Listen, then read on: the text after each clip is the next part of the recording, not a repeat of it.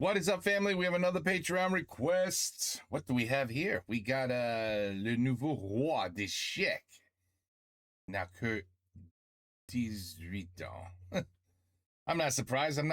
Il est pas 8 ans. I mean, there's some chess players out there that are... I mean...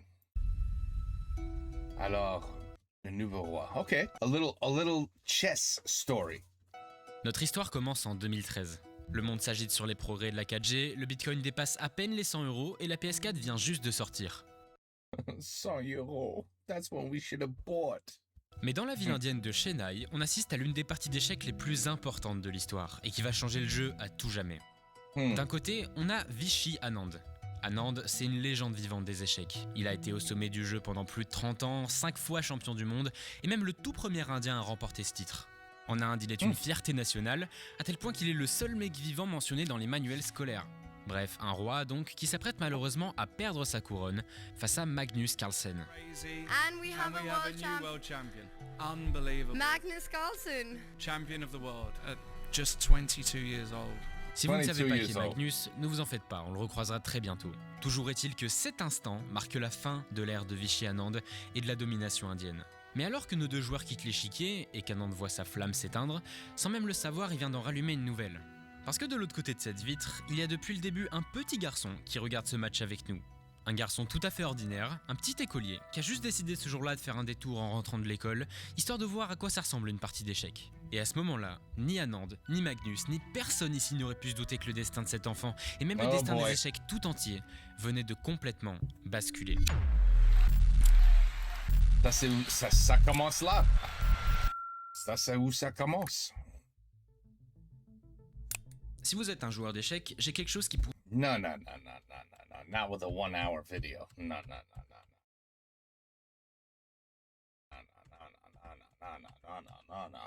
Reprenons un petit peu avant.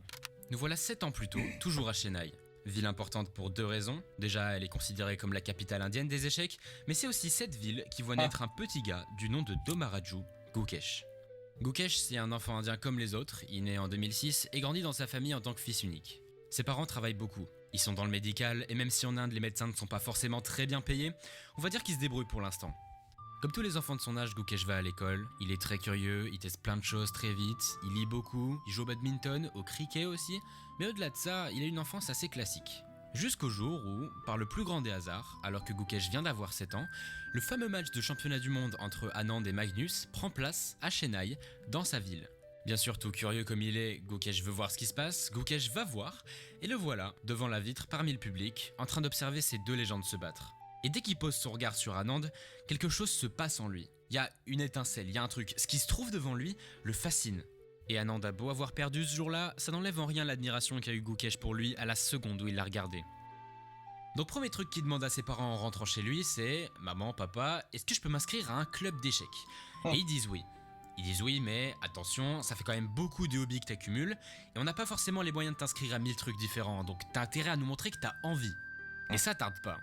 Parce que 6 mois à peine après avoir appris à jouer, à 7 ans et demi je rappelle, Gukesh est déjà un joueur classé. Et à l'époque c'était très dur d'être classé. 7 mois. Son talent pour les échecs est évident, il joue tous les jours, il adore ça, très vite. Wait a minute. He just learned how to play 7 months ago. And he's already classed. He's already classified. He's already in a league. Il se fait repérer par des entraîneurs, devient champion de sa rue, champion de son école, de sa ville, de sa région. Et là, ses parents commencent à se dire que c'est peut-être un peu plus que juste du talent. Mais Gukesh a un nouvel objectif. Il veut devenir comme son idole Anand, il veut devenir un grand maître. Pour ceux qui savent pas, grand maître c'est la plus haute distinction des échecs. Et c'est aussi faire partie des 1600 meilleurs joueurs de la planète, soit ce chiffre en pourcentage. Et le petit Gukesh de 7 ans et demi se dit « Ça ouais, ça c'est pour moi ».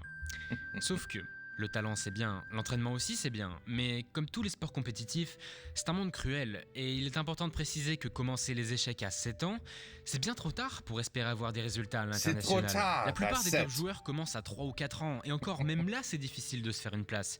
Mais alors à 7 ans, c'est presque impossible. Alors comme tous les passionnés, Gukesh travaille, il travaille même très dur, on aura le temps d'en reparler. Il sue, il stresse pour rattraper son retard. Son entraînement est hyper rigoureux. À 8, 9, 10 ans, il passe des heures à réfléchir tout seul devant son échiquier. Et c'est pas ses parents qui lui ont foutu une pression, non. C'est juste lui qui a décidé de le faire. Parce qu'une des grandes particularités de Gukesh, c'est sa culture du travail absolument dingue. Et pour que vous voyez à quel point, dites-vous qu'aux échecs, il y a ce qu'on appelle l'ordi. C'est un programme qui nous dit quel est le meilleur coup, et c'est très pratique quand on veut travailler. Tout est plus facile avec l'ordi, et d'ailleurs tout le monde s'en sert. Mais l'entraîneur de Gukesh, il est pas vraiment de cette école. À vrai dire, il est carrément contre l'ordi. Et donc il dit à Gukesh, tant que tu n'es pas grand maître, tu n'as pas le droit d'utiliser l'ordi. Alors déjà, quiconque connaît l'importance de l'ordi a dû avoir un frisson d'angoisse face à cette phrase. Et d'ailleurs, les élèves de cet entraîneur ont aussi été terrifiés. Et c'est bien pour ça que personne n'a respecté la règle. Personne, sauf Gukesh, qui n'a pas touché une seule fois à l'ordi pendant des années d'entraînement. Et vous savez quoi ? Gukesh devient le deuxième plus jeune grand maître de l'histoire, à 17 jours d'écart avec le premier. La même année, il remporte 5 médailles d'or, 5 en catégorie 12 ans, et tout cet enchaînement fait que le nom de Gukesh devient de plus en plus connu dans le milieu des échecs. Les journaux parlent de lui, les meilleurs entraîneurs d'Inde veulent tous le voir, et il attire notamment l'attention d'un homme en particulier. Un homme qui, sans même le savoir, est à l'origine de tout ce qui est en train de se passer. Un homme dont le nom est connu dans tout son pays, et même de ceux qui ne jouent pas aux échecs. Et cet homme, vous le connaissez déjà. Et Anand est très heureux d'avoir entendu parler de Gukesh parce qu'il cherche à former des jeunes talents. Vous voyez, Anand a beau être une légende, il sait que sa carrière elle est derrière lui et qu'il faut maintenant se tourner vers le futur. Et donc il a pour projet assez dingue de former une nouvelle génération de champions pour que l'Inde redevienne le pays des échecs. Et qui de mieux pour représenter le futur du pays que notre petit Gukesh, qui sort à peine de l'école primaire et qui vient juste de découvrir comment s'entraîner avec un ordi. Donc Anand va voir ses parents et leur dit « Je crois que vous vous rendez pas compte du talent qu'a votre fils, et si vous me le confiez et que vous me laissez l'entraîner, je suis sûr qu'on pourra en faire quelque chose. » Proposition de fou, vous allez me dire, certes, mais laisser ton gosse s'entraîner à plein temps avec Anand, ça veut aussi dire qu'il va devoir laisser tomber les études. Et ça c'est chaud pour les parents. Parce que de 1, maman et papa sont médecins, et donc pour eux les études c'est primordial, et que de 2, ils ont fait beaucoup de sacrifices pour que Gukesh intègre une école prestigieuse. Mais d'un autre côté, ils sont aussi conscients du talent de leur fils, et puis ils lui font confiance, ils savent que Gukesh fera de son mieux quoi qu'il arrive, et surtout c'est pas tous les jours qu'une légende vivante vient sonner à ta porte pour te demander s'il peut former ton fils. Alors ils réfléchissent, et puis finalement, après une longue délibération, ils sont ok, ils acceptent. Évidemment, Gukesh lui saute de joie, c'est sûr, être propulsé aussi vite vers son rêve, pour lui ça lui semble irréel, n'empêche qu'il est terrifié. Imagine, t'as 12 ans, tu vas au collège tous les matins, et puis là d'un coup t'as la légende vivante de ton pays qui débarque pour te sortir du collège et te jeter dans le monde des échecs professionnels. T'es un gamin dans un monde d'adultes, forcément ça donne le vertige. Et puis tes parents qui espèrent que tu vas réussir, et puis ton pays qui commence à te suivre un peu de loin, ça fait beaucoup de pression pour un ado. Enfin bref, Gukesh débute son entraînement avec Anand, maintenant il est définitivement lancé.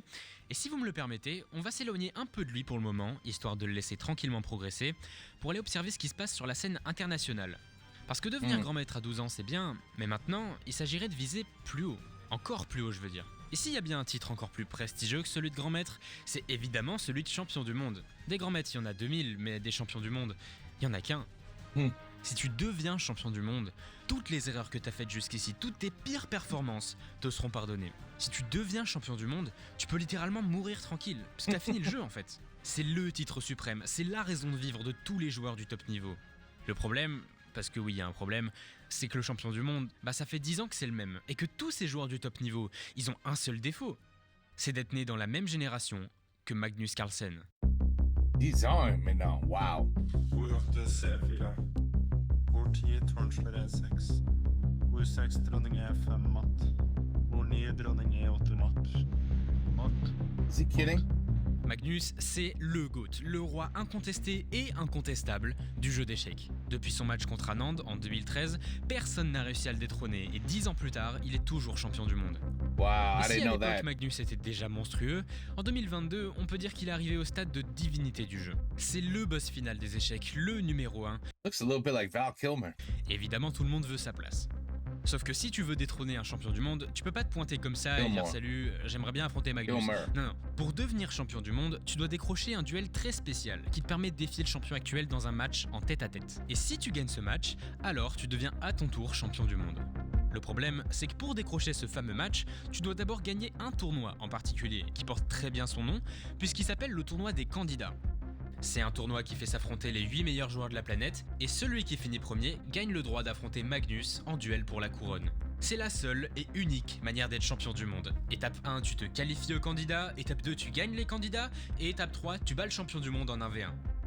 Le truc, c'est que le 1v1 contre Magnus n'intéresse plus grand monde depuis bien longtemps, notamment parce que le challenger se fait systématiquement poutrer par Magnus, donc forcément ça perd un peu de son suspense. Alors les candidats de 2022 approchent, et encore une fois, tout tend à nous faire croire que l'histoire va se répéter.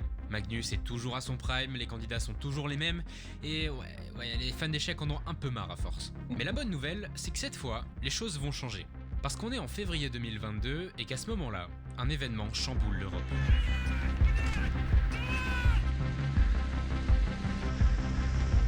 J'ai pris la décision d'une opération militaire spéciale. Ouais. Les sirènes d'alerte, elles retentissent depuis la nuit dernière à Kiev. Suite à cette guerre, la plupart des sportifs et célébrités russes se retrouvent sous les feux des projecteurs. Les gens veulent savoir si oui ou non ils sont pour la guerre, et comme en Russie les échecs sont un sport national, les grands maîtres russes n'y échappent pas. Alors pour répondre aux attentes du public, les 40 meilleurs joueurs russes décident de se réunir et d'écrire une lettre ouverte à Vladimir Poutine pour exprimer leur mécontentement vis-à-vis de la guerre.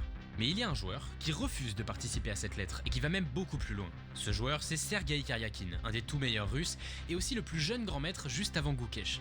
Comme quoi tout est relié. Karyakin donc décide de faire un tweet pour dire qu'il approuve l'invasion de l'Ukraine, qu'il est pour la guerre et qu'il soutient publiquement son président et ses idées. Et là où ça pose un très gros problème, c'est que Karyakin était qualifié pour les candidats de 2022. Et quand la FIDE, Fédération Internationale des Échecs, a appris ce qu'il avait fait, ils sont allés le voir et ils lui ont dit « Alors, il paraît que tu fais le mariole sur Twitter ? Bah si c'est comme ça, t'as plus le droit de jouer. » Et ils l'ont banni de toute la scène compétitive pendant 6 mois. Et ça veut dire que non seulement Karyakin ne peut plus participer aux candidats, mais qu'en plus il a fallu trouver quelqu'un d'autre pour le remplacer. Et ce quelqu'un d'autre, il est très très important pour notre histoire. L'homme que je suis sur le point de vous présenter est à lui tout seul la raison pour laquelle cette vidéo est aussi folle. Mesdames et messieurs, Ding Liren.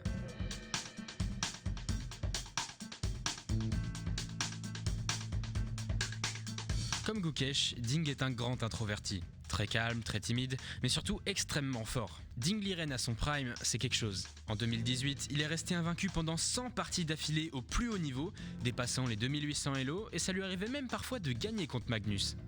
Sauf que là, on est en 2022, et que plein de choses ont changé pour Ding. Déjà, il ne brille plus autant qu'avant, c'est normal, il vient d'avoir 30 ans, mais surtout, il a des... What does that mean? I noticed that already, especially with the first Indian.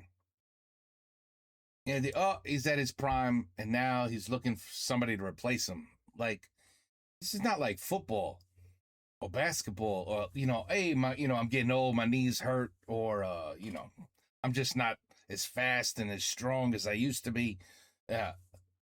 It's your brain.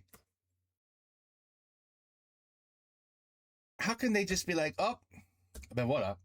I hit my peak. I can't be the champion anymore. Why can't they just keep playing? Why do they stop playing? The brain just like, the brain is, that's it. It from this point on, it just gets dumber. As I say that out loud, I think that's true. Your brain actually does begin slowing down at a certain age. Doesn't it? Yeah. So I guess what I'm saying can just be completely ignored. All right, never mind then. Problème de santé. On sait pas trop ce qu'il a, mais ce qui est certain, c'est qu'il n'est clairement plus au top de sa forme. En plus, Ding est chinois, et comme son pays a été violemment touché pendant la période du Covid, il pouvait plus jouer aucun tournoi à cause du confinement. Tout ça fait que Ding a très peu joué ces dernières années, donc normalement impossible de se qualifier au candidat pour lui. Mais avec la guerre en Ukraine, avec l'expulsion de Karyakin et malgré le Covid, la FIDE vient le voir et lui propose contre toute attente de participer au candidat. Alors évidemment Ding saute sur l'occasion, il fonce, il part disputer son tournoi et il finit 2e. Ce qui n'est pas assez pour aller affronter Magnus. On l'a dit, au candidat il n'y a que la première place qui compte. Mais bon, après tout, c'est déjà miraculeux qu'il en soit arrivé là. On va pas non plus lui demander la lune. Tant pis, ce sera encore un match de championnat du monde sans saveur où Magnus va dominer le challenger de A à Z. Pas grave. Puis en plus... attendez une seconde. Ouais, allô ? Comment ça... Comment tu veux que je leur dise ? Bon, ok. Bon, il vient de se passer un truc assez inattendu avec Magnus et je crois qu'il a une annonce très spéciale à nous faire. One that I thought a lot about for a long time now. I would not defend my title in the next World Championship match. He's retiring? I am not motivated to play. I don't have a lot to gain. I don't particularly like it, and I will simply not play the match. Magnus Carlsen se retire du championnat du monde. Lui qui semblait si facilement dominer ses adversaires depuis des années, en fait il en avait juste marre. Ouais. Le mec est tellement fort qu'il a décidé de se lever de son trône tout seul. Et puisque maintenant Magnus est parti, le fameux match de championnat du monde se joue entre les deux premiers candidats. Et je vous rappelle que Ding était deuxième. Et là vous êtes en mode, attends Chipsou, tu n'es quand même pas en train de nous dire que non seulement Ding Liren est parti jouer un match de championnat du monde alors qu'il n'a même pas gagné les candidats et qu'il ne devait pas non plus participer à la base, mais qu'en plus il a gagné le match. Ding Liren, à quelques encablures d'un titre de champion du monde, mesdames et messieurs. On va le vivre ce moment ensemble. Ding Liren qui est en train de devenir champion du monde d'échecs, Fabien. Peut-être le premier joueur chinois à se placer sur le trône. Mesdames et messieurs, c'est un grand monsieur des échecs, Ding Liren. Resilience from Ding Liren. Oh my God. Is he about to become a world champion? Regardez, mesdames et messieurs, le visage des joueurs. Yann sait qu'il a perdu le match champion du monde. Ding Liren, champion du monde, Fabien. Wow. Premier joueur chinois champion du monde, mesdames et messieurs. Et Ding Liren, incroyable ce qu'il vient de réaliser.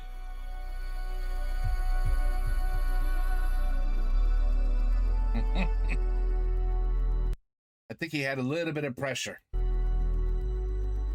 Ding Liren est champion du monde. Il avait tellement rien à faire ici, même lui il sait plus comment il s'est retrouvé là. Et pourtant, c'est lui qui finit sur le trône. Et si j'ai passé peut-être 5 minutes à vous raconter tout ça, c'est parce que Ding aura un rôle crucial à jouer dans cette histoire, vous allez comprendre. Enfin bref, nous voilà en 2024, Ding Liren vient juste d'être sacré, et maintenant, retour à Gukesh. Parce que mine de rien, ça fait un moment qu'on l'a laissé le gamin. Depuis qu'il est devenu grand maître, 4 ans sont passés, et pendant que Magnus faisait des Magnusseries et que Ding faisait des dingueries, Gukesh lui a continué de progresser aux côtés d'Anand. D'ailleurs Gukesh c'est plus un gamin, là il vient d'avoir 17 ans, maintenant c'est presque un homme, et avec l'âge, sa personnalité s'affirme déjà un peu plus. Au fil de son entraînement avec Anand, ce dernier décèle des qualités très rares chez le jeune prodige, outre le fait que ce soit un gros bosseur. Déjà, Gukesh calcule tout. Dans ses parties, il découpe chaque variante, chaque séquence de coups au scalpel afin de voir toutes les possibilités. C'est son style de jeu, et ça fait aussi de lui l'un des meilleurs calculateurs au monde. Même Magnus a avoué plus tard que Gukesh trouvait des variantes que lui ne voyait même pas. Mais l'inconvénient d'être une calculatrice sur pattes, c'est qu'il a justement besoin de calculer pour savoir quoi faire. Là où des joueurs comme Magnus ou Ding ont une excellente intuition et voient tout de suite le bon coup à l'instinct, Gukesh il est obligé de réfléchir. Once I asked Gukesh that here is a position, it's very complicated. Can you find the right answer? And he said the only reason where I cannot find the right answer is if I don't have enough time. If there's enough time, give me any position and I'll find the right answer. And I think this is also his attitude, which is like the sky's the limit for him. Nothing is impossible. Deuxième chose, Gukesh est particulièrement mature pour son âge. Ça c'est un truc qu'Anand a remarqué tout de suite. Depuis qu'il est petit, il a toujours été très calme, très en contrôle de ses émotions, et il a même pris l'habitude de méditer avant ses parties. Ses proches le décrivent comme un sage de 60 ans dans un corps d'ado, et voici ce que les autres joueurs indiens pensent de lui.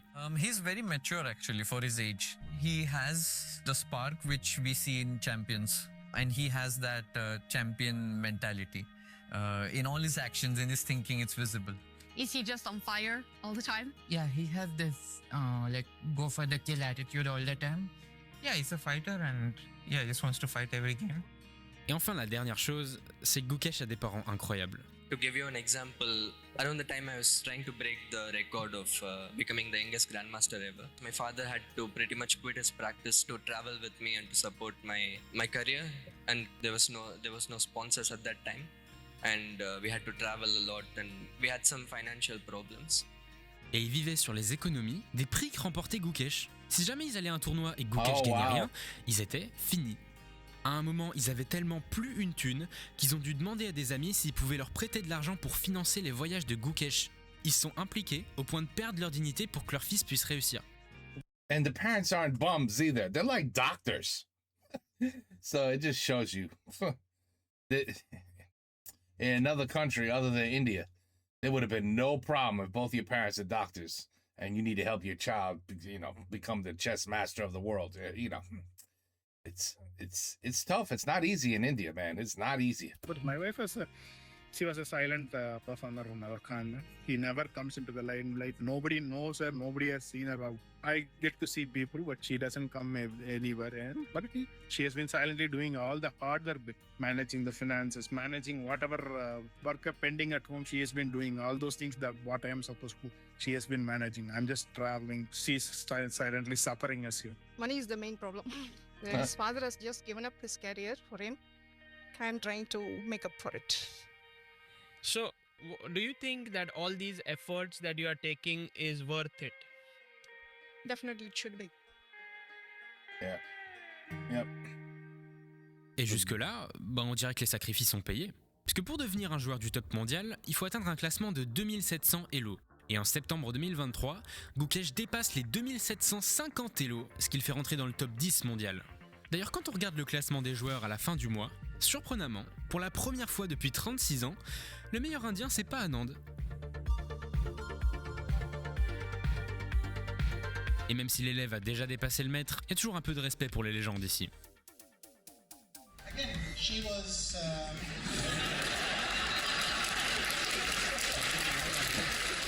they keep calling me sir.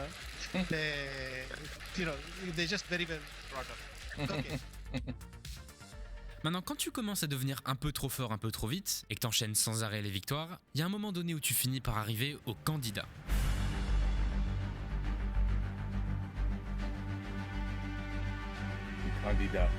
On est en avril 2024, à Toronto, et maintenant on peut dire que les choses sérieuses commencent vraiment pour Gukesh. Parce que si jusque-là on s'était contenté de tournois corrects, avec un petit cash prize et un enjeu moyen, cette fois ça rigole plus. Là, on parle du tournoi le plus prestigieux de l'année. On parle du tournoi qui peut te donner une place pour le match de championnat du monde. Et Gukesh n'a jamais joué un tournoi avec autant d'enjeux. Cette fois c'est le monde entier qui le regarde, alors qu'il est même pas adulte. Vous imaginez la folie et la pression qu'il doit avoir sur les épaules, d'autant plus qu'il est loin d'être le favori ici, c'est même un gros outsider. I don't believe this kid knows what pressure is. I really don't. He seems so above that. Like, no, I'm just going to do what I have to do. I'm not nervous. I don't feel pressure. I've been doing this since I'm 7, nonstop. I know how good I am. I already have the attitude that I could solve any problem there is as long as you give me enough time. No, I mean, the pressure is that there's no pressure. This is fun. I'm going to beat the shit out of everybody. La première raison, c'est qu'il y a 2 autres joueurs indiens dans le tournoi, et qui sont comme lui des anciens élèves d'Anand. D'un côté c'est cool, parce qu'on sent que le projet d'Anand d'élever une génération de champions indiens commence à payer. Mais de l'autre, ça complique les choses pour Gukesh. Parce qu'en plus de devoir représenter son pays, maintenant il doit aussi affronter ses compatriotes, et prouver qu'il est le digne héritier de son mentor. La deuxième raison, c'est que les joueurs ici sont d'un tout autre calibre. Là, on a certains morceaux qui ont carrément l'habitude de participer, voire de gagner les candidats, comme par exemple le russe Yan Nepomniachtchi. Lui, c'est l'expert mondial du tournoi. Il l'a gagné en 2021 puis en 2022 pour au final perdre le match contre Ding en 2023. Cette année, il compte bien prendre sa revanche. La deuxième tête d'affiche du tournoi, c'est l'américain Fabiano Caruana.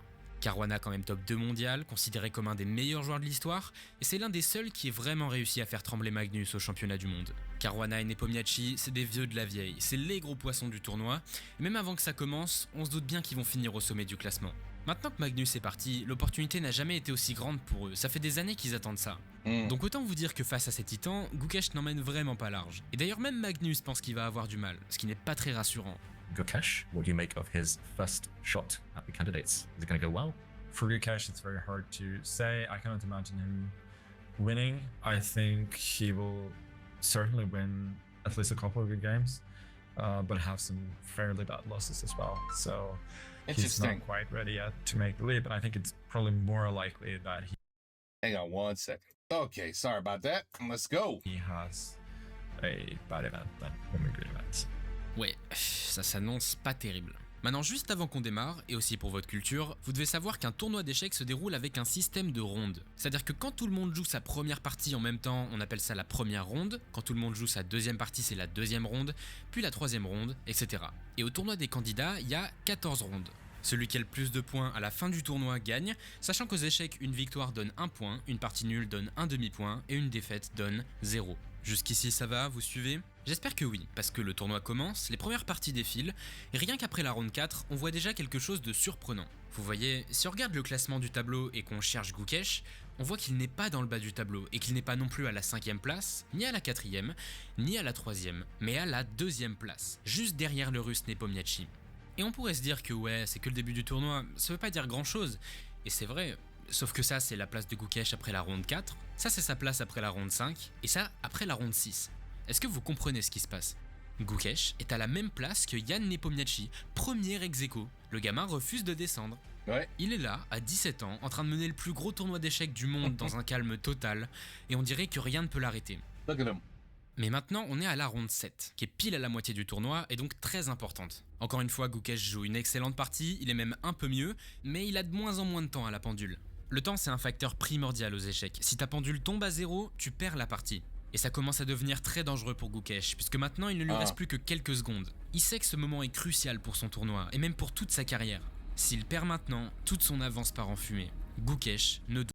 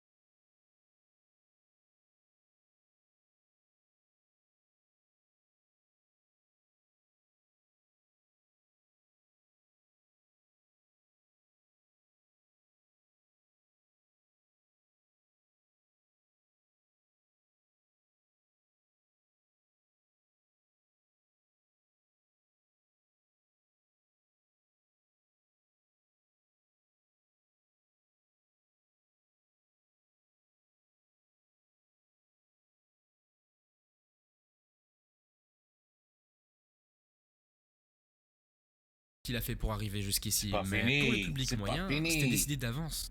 C'est bien petit, tu participes au candidat à 17 ans, mais c'est évident que tu vas rien faire.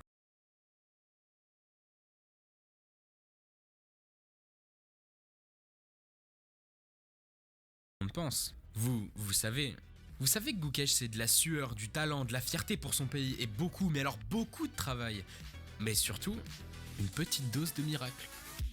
Gukesh, he wins the game. Gukesh qui revient lui aussi dans la course. Gukesh is just I had no doubt at all. absolute sensation. He is a prodigy in the truest sense of the word. Gukesh, he is 17 years old, but he will be in first place in these candidates. Gukesh continues to lead the candidates. Oh my goodness, India has been waiting for this since He's back Vishy again. Anand. Gukesh réussit à prendre seul la tête. And Gukesh officially is our leader. And this man Gukesh, for the first time in 6 years, another person not named Jan Nepomniachtchi leads the candidates tournament by themselves. 8.5 points. Gukesh est premier du tournoi. Depuis la 8ème ronde, il a enchaîné les masterclass sans en perdre une seule, sauf qu'il n'est pas fini ce tournoi, parce qu'il reste encore une ronde, une seule et dernière ronde. Et Gukesh n'est pas à l'abri, car ses concurrents le collent de très très près. Il a juste un demi-point d'écart avec eux, et Gukesh sait qu'il n'a pas le droit de perdre maintenant, surtout pas. Sa dernière partie est propre et sans bavure, il fait nul sans trop prendre de risques, mais ça ne suffit pas pour gagner. Parce que de l'autre côté de la pièce, alors que Gukesh se lève, Caruana et Nepomniachtchi, les deux monstres du tournoi, sont toujours en train de jouer. Gukesh vient de finir le tournoi avec 9 points sur 14, et ces deux-là sont à 8 points. Ce qui veut dire que si l'un des deux gagne maintenant, il aurait le même score que Gukesh, et alors il devrait se départager en partie rapide, là où Gukesh ne serait clairement pas favori. A l'inverse, une partie nulle entre ces deux-là les empêcherait tous les deux d'atteindre la première et seule place qui compte dans ce tournoi. Dans la partie, Caruana est gagnant, mais il laisse passer sa chance. Alors les joueurs se dirigent lentement mais sûrement vers une nulle, et ce qu'on observe ici, c'est l'une des scènes les plus tragiques de l'histoire des échecs. Parce que ces deux-là, c'est pas juste les méchants du film qui doivent perdre pour que Gukesh puisse passer, c'est deux immenses champions qui ont dédié leur vie au jeu. This is a bit of a textbook draw. Talk about a couple of amazing chess players, champions in their own way. They gave everything they had. We know what's going through their brain. They're aware the result of this one is pretty much in the books already. It's so heartbreaking. It doesn't matter who you root for. It's pure pain. There is no doubting that these two guys wanted it more than anything. Yeah, it's hard to sit here and talk about it because we know both of these players, how hard they work. For Jan Nepomniachtchi to be this close to a third straight candidates win, that's unreal. But it's one of these situations where you have to feel for both of them and also feel happy for Gukesh because Gukesh himself played a marvelous, marvelous tournament. So if this game, nothing weird happens and it's drawn, these players are going to be devastated, but Gukesh and all of India will celebrate. Part of the reason this is so devastating is you never know when you're going to get another chance. And just getting to this event is such a gauntlet. They might not be back into candidates ever again. That's kind of tough to let sink in. Going to win by half a point. Wow. It's incredibly difficult. It's hard to transmit this level of pain. I can't even begin to imagine. But no matter who you're rooting for, you can be the most diehard Gukesh fan, and your heart can still go out for the players who put all of this effort, came oh so close, but ultimately we'll have to try again next time.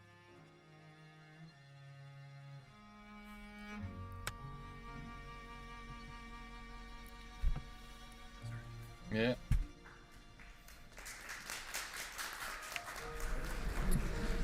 I'm very sorry.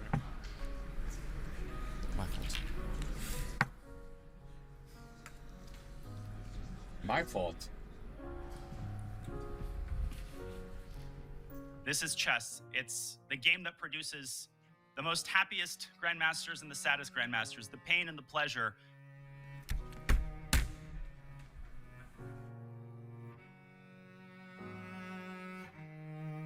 I mean, they devote their lives to this game. They don't play.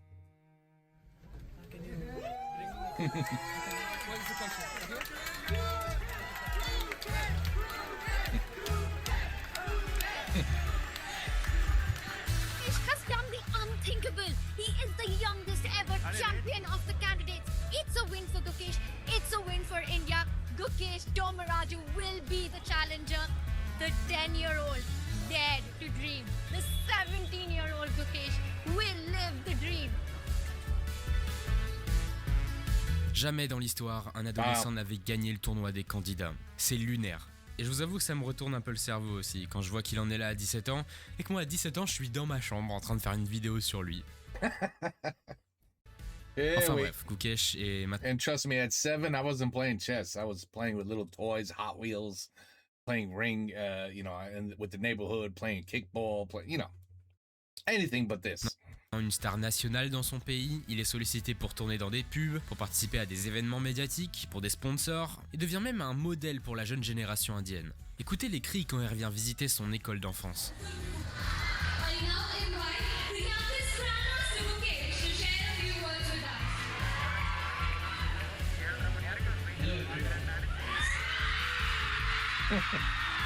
What is he like as a person?